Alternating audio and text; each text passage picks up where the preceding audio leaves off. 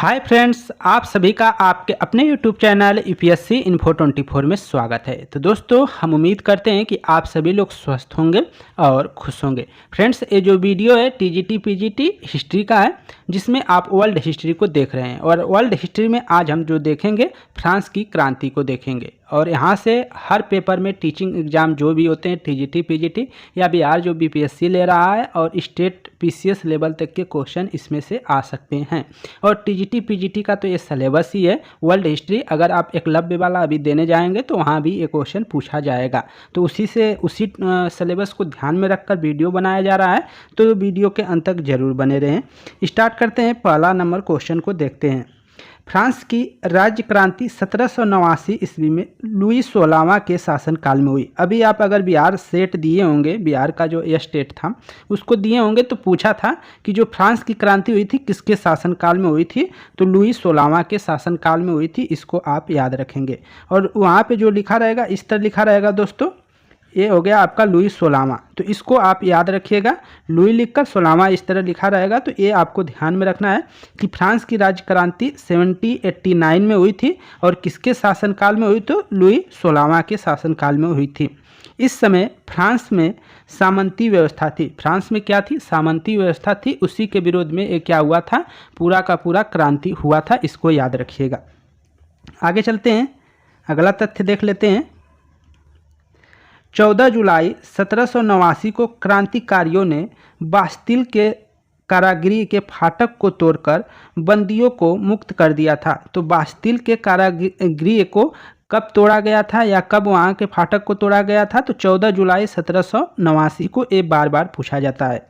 तब से 14 जुलाई को फ्रांस में राष्ट्रीय दिवस, स्वतंत्रता दिवस के रूप में मनाया जाता है। तो वहाँ जैसे हमारे यहाँ 15 अगस्त को मनाया जाता है, तो वहाँ 14 अगस्त को राष्ट्रीय स्वतंत्रता दिवस के रूप में मनाया जाता है 14 जुलाई को। तो इसको याद रखिएगा। बास्तिल के राजगृह जो कारागृह था उसको कब तोड़ा गया था, तो 14 जुलाई 1789 को तोड़ा गया था। यहाँ से 2 क्वेश्चन बनेंगे, तो इनको याद रखिएगा। अगला है, समानता, स्वतंत्रता और बंधुत्व का नारा फ्रांस की क्रांति की देन है। स्वतंत्रता, समानता और बंधुत्व का जो नारा है वो फ्रांस की क्रांति की देन है। इसको याद करिएगा। समानता, स्वतंत्रता, बंधुत्व का नारा कहाँ, किस क्रांति की देन है, तो फ्रांस की क्रांति की देन है। मैं ही राज्य हूँ और मेरे शब्द ही कानून है, यह कथन किसका है, तो लुई 14वां का है। इसको याद रखिएगा। लुई 14वां कहता है कि मैं ही राज्य हूँ और मेरे जो शब्द है वही कानून है। ऐसा कहना था। लुई 16वां निरंकुश शासन था, तो ऐसा वो लुई 14वां एक निरंकुश शासक था। उसने इस बात को कहा था कि मैं ही राज्य हूँ और मेरा ये शब्द क्या है, कानून है। तो इसको भी याद रखिएगा, नोट करते जाइएगा और अच्छे से पढ़ लीजिएगा। आपको ये सब चीज़ें लुसेंट में भी मिल जाएगी। आगे चलते हैं। राजा की निरंकुशता एवं स्वेच्छाचारिता पर अंकुश लगाने के लिए फ्रांस में पार्लमा नामक संस्था थी, जिसकी संख्या कितनी थी, 17 थी। तो जो राजा की निरंकुशता थी और उसके स्वेच्छाचारिता पर जो अंकुश लगाने के लिए फ्रांस में एक संस्था थी, उसका नाम था पार्लमा। तो पार्लमा ये संस्था थी जो उसके स्वेच्छाचारिता पे, निरंकुशता पे राजा के अंकुश लगा सकती थी। लेकिन उस समय तक क्रांति जब हुई थी 1789 का, तो उस समय तक क्या है कि इस समय वो उसका कोई वर्चस्व ही नहीं था। मतलब वो नाम मात्र की संस्था बनकर रह गई थी, जबकि इसकी संख्या कितनी थी, 17 थी। और जिसका गठन न्यायालय के रूप में किया गया था। और इसका गठन जो किया था पार्लमा का, वो न्यायालय के रूप में किया गया था। न्यायाधीशों का पद कुलीन वर्ग के लिए सुरक्षित होता था और पद वंश क्रमानुसार गत होता था। इसको भी ध्यान रखेंगे। अगला इंपॉर्टेंट है, वर्साय के शीश महल का निर्माण किसने करवाया था, तो लुई 14वां ने करवाया था। वर्साय के शीश महल का निर्माण लुई 14वां ने करवाया था। वर्साय के शीश महल का निर्माण लुई 14वां ने करवाया था। इसको याद रखिएगा। वर्साय को फ्रांस की राजधानी, जो वर्साय थी उसको फ्रांस की राजधानी लुई 14वां ने बनाया था। क्वेश्चन पूछा जाएगा, वर्साय को फ्रांस की राजधानी किसने बनाया था, तो लुई 14वां आपका आंसर हो जाएगा। इसको याद रखिएगा। लुई 16वां 1774 ईस्वी में फ्रांस की गद्दी पर बैठता है। तो फ्रांस की गद्दी पे जो लुई 16वां बैठता है वो कब बैठता है, तो 1774 में। ठीक है। लुई 16वां की पत्नी मेरी एंटोनेट ऑस्ट्रिया की राजकुमारी थी। ये जो मेरी एंटोनेट ऑस्ट्रिया की राजकुमारी थी, इस ऐसी थी, घमंडी टाइप की जो भी कह सकते हैं, कई कई इतिहासकार अलग अलग व्याख्या करते हैं। एक बार जो लोग थे वो रोटी की मांग कर रहे थे, नारा लगा रहे थे, तो उन्होंने कहा कि इनके पास अगर रोटी नहीं, वो घूमने जा रही थी, तो उन्होंने कहा कि इनके पास अगर रोटी नहीं है तो क्यों नहीं एक केक खा लेते हैं, ऐसा उनका वक्तव्य था। उसको क्या मालूम था, ठीक है। तो यही बात है, लोग ऐसा ऐसा बात करते हैं। आगे चलते हैं। राष्ट्र की समाधि वर्साय का भड़कीला राज दरबार था। जो राष्ट्र की समाधि है वर्साय का भड़कीला राज दरबार था, ऐसा माना जाता था। क्योंकि जो राष्ट्र की समाधि क्यों माना जाता था वर्साय महल को, ऐसा कि क्योंकि वहाँ का जैसे कि अगर कोई रानी के लिए 500, जैसे रानी है तो उनके लिए 500 नौकर थे, ऐसे ही वहाँ पे रहने वाले बहुत कम लोग थे और वहाँ के मतलब जो नौकर चाकर थे वो बहुत ज़्यादा थे। वर्साय के महल पे सबसे ज़्यादा खर्च होता था और वर्साय का जो महल था वहाँ पे बहुत ही ज़्यादा कह सकते हैं कि जितनी धन संपत्ति वहाँ पे उड़ाया जा रहा था, वहाँ पे खर्च किया जा रहा था। और यहाँ के जो लोग थे वो भोग विलास में एकदम लिप्त थे। वर्साय के महल में वही कुलीन वर्ग रहते थे जो राजा से संबंधित और राजा के ही लोग रहते थे। तो इसलिए सब संपत्ति कर और वसूल कर वहीं पे ज़्यादा खर्च करते थे, भोग विलास करते थे, इसलिए उसको राष्ट्र की समाधि बोला गया वर्साय महल को। तो इसको याद रखिएगा। लुई 16वां को देशद्रोह के अपराध में फांसी दी गई। लुई 16वां को देशद्रोह के, तो पूछा जाएगा, तो देशद्रोह के अपराध में लुई 16वां को फांसी दी गई थी, इसको याद रखिएगा। आगे बहुत इम्पॉर्टेंट है, टेथे एक प्रकार का भूमिकर था। जो टेले था, टेले क्या था, एक प्रकार का भूमिकर था, और जो टीथे था एक प्रकार का धार्मिक कर था। दोनों में अंतर कर लीजिएगा, जिससे चर्च को देना पड़ता था। दोनों कर जो है चर्च को देना पड़ता था। टीथे वाला चर्च को देना पड़ता था, भूमिकर तो मान लीजिए जो कुलीन वर्ग थे वो असामंत वो वसूलते थे। तो टेथे एक प्रकार का भूमिकर था, टीथे एक प्रकार का धार्मिक कर था, जिसे चर्च को देना पड़ता था। फ्रांसीसी क्रांति में वाल्टेयर, मॉन्टेस्क्यू, रूसो ने सर्वाधिक योगदान किया।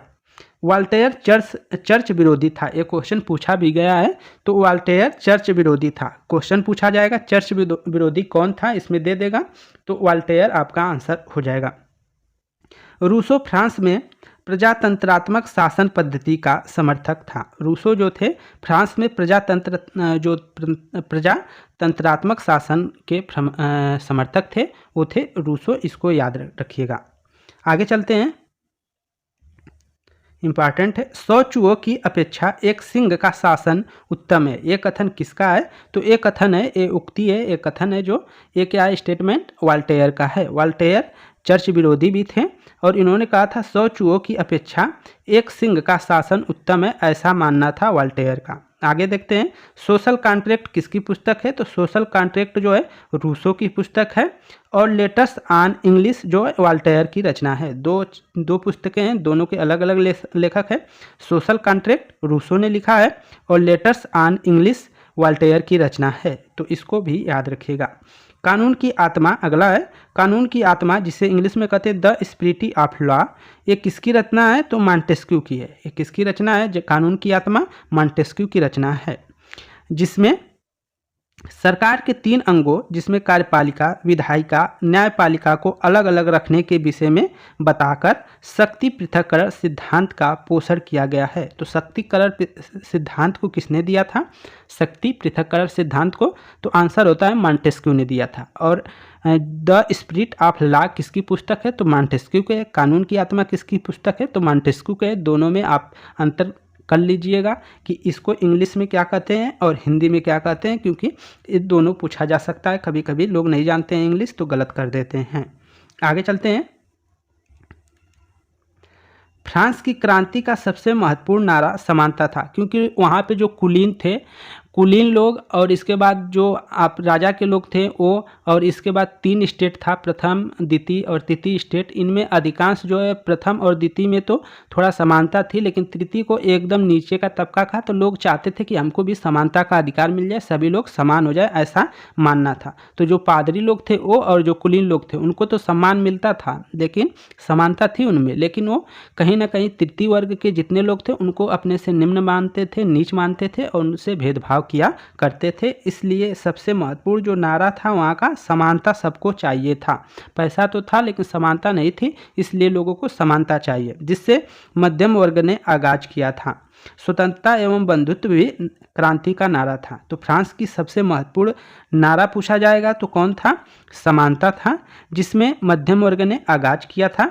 और उसके बाद स्वतंत्रता बंधुत्व भी क्रांति का नारा था। अगर ये तीनों रहेगा तो तीनों करेंगे, अगर महत्वपूर्ण पूछ देगा तो समानता को करेंगे। अगर इसमें तीनों दे दिया कि फ्रांस क्रांति का सबसे महत्वपूर्ण नारा था, दे दिया समानता, स्वतंत्रता, बंधुत्व या इसके बाद अधिकार या मौलिक अधिकार, तो उसमें आपका समानता जो हो जाएगा वो आंसर हो जाएगा। तो उसको आप याद रखिएगा।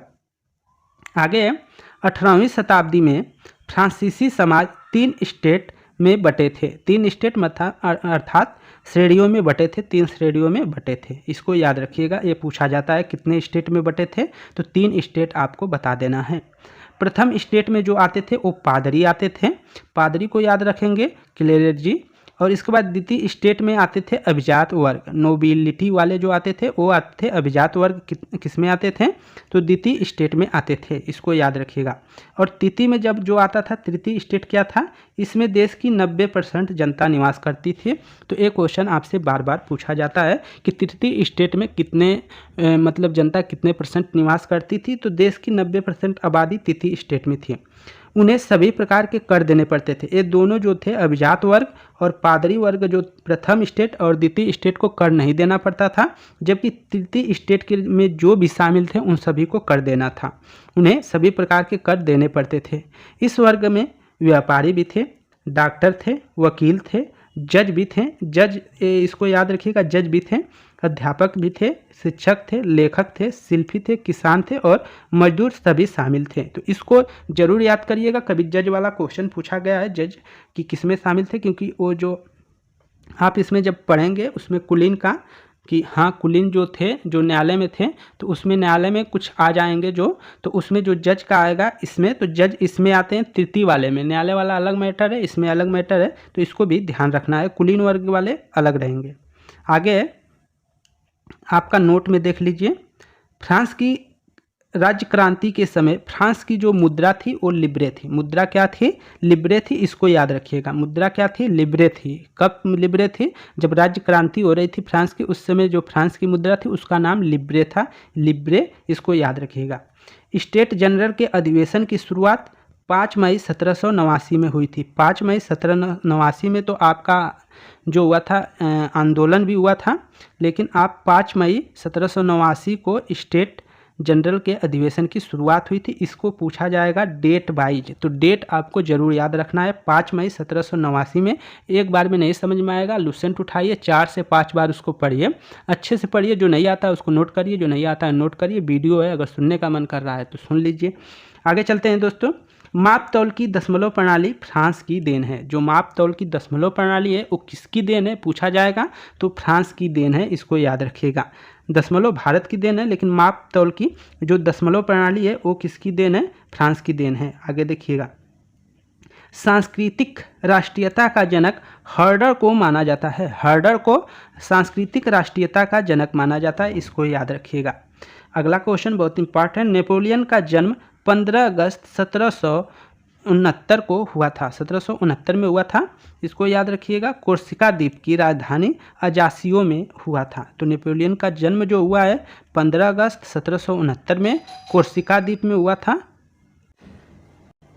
आगे देखते हैं दोस्तों, नेपोलियन के पिता का नाम कार्लो बोनापार्ट था। नेपोलियन के पिता का नाम क्या था? कार्लो बोनापार्ट, इसको भी याद रखिएगा, कार्लो बोनापार्ट। इस बार गांधी जी के पिता का नाम पूछ दिया था, तो ये सब तथ्य है, तथ्य को जरूर याद करिएगा। नेपोलियन के पिता का नाम था कार्लो बोनापार्ट, तो इसको भी याद रखिएगा। आगे चलते हैं। नेपोलियन ने ब्रिटिश के सैनिक अकादमी में शिक्षा प्राप्त की थी। नेपोलियन ने ब्रिटिश के सैनिक अकादमी में शिक्षा प्राप्त की थी। अगला है 1796 में नेपोलियन ने इटली में ऑस्ट्रिया के प्रमुख को समाप्त किया था। 1796 में नेपोलियन ने इटली में जो ऑस्ट्रिया का प्रमुख था उसको उसने समाप्त कर दिया था। आगे फ्रांस में डायरेक्टरी के शासन का अंत 1799 में हुआ था। फ्रांस में डायरेक्टरी के शासन का अंत जो हुआ था वो 1799 में हुआ था, इसको याद रखिएगा। नेपोलियन 1799 में प्रथम कांसलर बना था, ये याद रखिएगा। प्रथम कांसलर कब बना था? तो 1799 में नेपोलियन। 1802 में जीवन भर के लिए कांसल बन गया था। कांसल जो है 1802 में जीवन भर के लिए बन गया था। 1804 में नेपोलियन फ्रांस का सम्राट बना था। कब, किस सन में फ्रांस का सम्राट बना था नेपोलियन? तो हो जाएगा 1804, इसको याद रखिएगा। आधुनिक फ्रांस का निर्माता नेपोलियन को माना जाता है। नेपोलियन बोनापार्ट भी बोला जाता है क्योंकि इसके पिता का नाम जो था कार्लो बोनापार्ट, तो इसको नेपोलियन बोनापार्ट भी बोला जाता है, ये याद रखिएगा। आगे देखते हैं। नेपोलियन ने ही सर्वप्रथम इंग्लैंड को बनियों का देश कहा था। ये क्वेश्चन बार बार पूछा जाता है कि किसको बनियों का देश किसने कहा था इंग्लैंड को? तो नेपोलियन ने कहा था, ये याद रखिएगा। नेपोलियन ने पत्नी जोजेफाइन को तलाक देकर ऑस्ट्रिया की राजकुमारी मेरिया लुइसा से शादी की थी। अगला क्वेश्चन ये इम्पॉर्टेंट है। ट्राफल्गर का युद्ध 21 अक्टूबर 1805 में इंग्लैंड और नेपोलियन के बीच हुआ था। तो 21 अक्टूबर 1805 में इंग्लैंड और नेपोलियन के बीच कौन सा युद्ध हुआ था? तो वो था ट्राफल्गर। इसको सही से पढ़ लीजिएगा। ट्राफल्गर युद्ध जो हुआ था, इसको याद रखिएगा। नेपोलियन ने बैंक ऑफ फ्रांस की स्थापना 1800 में की थी। बैंक ऑफ फ्रांस की स्थापना कब हुई थी? तो 1800 में हुई थी। किसके द्वारा की गई थी? तो नेपोलियन के द्वारा, इसको भी याद रखिएगा। नेपोलियन ने कानूनों का संग्रह तैयार करवाया जिसे नेपोलियन कोड कहा गया है, ये याद रखिएगा। आगे चलते हैं। नेपोलियन को नील नदी के युद्ध में अंग्रेजी जहाज बेड़े के नायक नेल्सन के हाथों बुरी तरह से पराजित होना पड़ा था। तो किसके हाथों से? तो नेल्सन एक थे, उनके हाथों से नेपोलियन को पराजय का मुंह देखना था। किस युद्ध में देखना पड़ा? नील नदी के युद्ध में। आगे, यूरोप के राष्ट्रों ने मिलकर 1813 में नेपोलियन को लिपजिंग नामक स्थान पर हरा दिया और उसे बंदी बनाकर एल्बा के द्वीप पर भेज दिया था। एल्बा द्वीप, ये बार बार पूछा जाता है।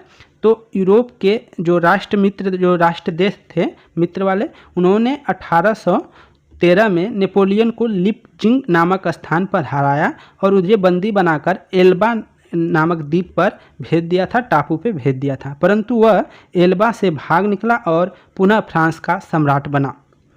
आगे,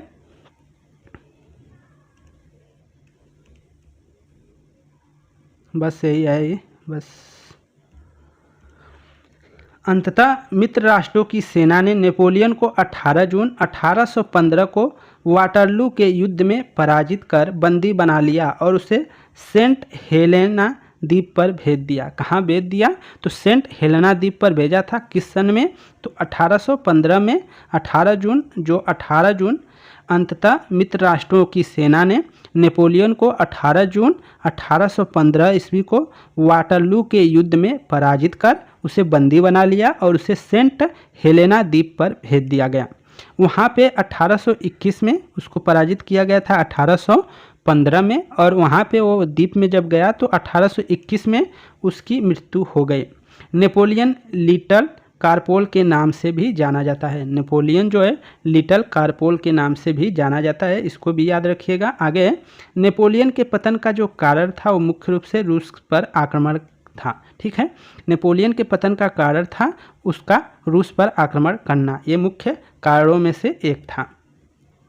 इंग्लैंड के वाणिज्य एवं व्यापार का बहिष्कार करने के लिए जो नेपोलियन ने महाद्वीपीय व्यवस्था का सूत्रपात किया था, जिससे वो सोचा था कि इंग्लैंड की अर्थव्यवस्था चरमरा जाएगी, तो ऐसा उसने महाद्वीपीय व्यवस्था का सूत्रपात किया था, जिससे कि इंग्लैंड के जो वाणिज्यिक और व्यापार का बहिष्कार करके, तो इंग्लैंड के वाणिज्य एवं व्यापार का बहिष्कार करने के लिए नेपोलियन ने महाद्वीपीय व्यवस्था का सूत्रपात किया था। यहाँ से क्वेश्चन बनता है। आगे, वियना कांग्रेस समझौता के तहत यूरोप के राष्ट्रों ने 1815 में फ्रांस के प्रभुत्व को समाप्त किया। फ्रांस के प्रभुत्व को 1815 में क्या कर दिया, समाप्त कर दिया। तो फ्रेंड्स ये थे आपके फ्रांस की क्रांति से कुछ महत्वपूर्ण तथ्य जो हर परीक्षा में आने की पूरी संभावना है। तो दोस्तों वीडियो कैसा लगा होगा, अगर मेहनत थोड़ी भी पसंद आ रही हो तो वीडियो को लाइक और चैनल को जरूर सब्सक्राइब करें। धन्यवाद दोस्तों।